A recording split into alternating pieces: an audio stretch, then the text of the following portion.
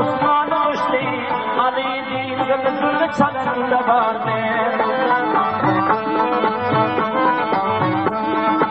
Şiir aylar bir kabus naştı, Bilal azan etti kafirler kaçtı. Abu Bekir, Osman, Ömer uruştu, Ali din gülzül çalında vardı.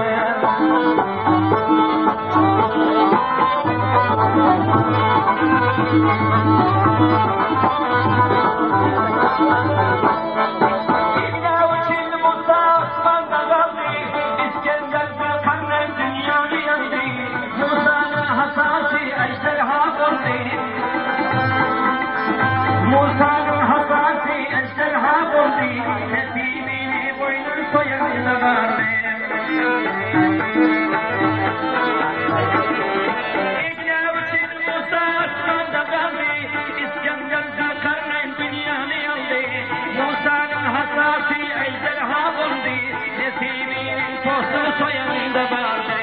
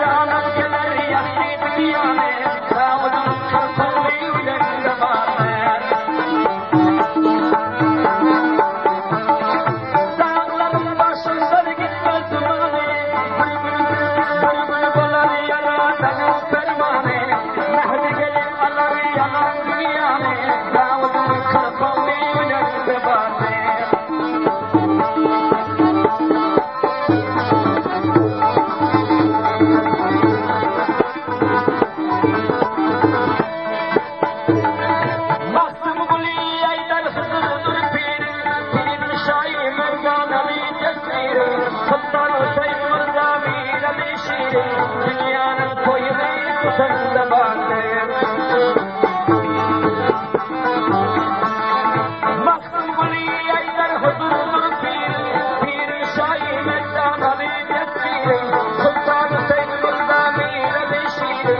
Dünyanın koyunu tutanda vardı. Dünyanın koyunu tutanda vardı.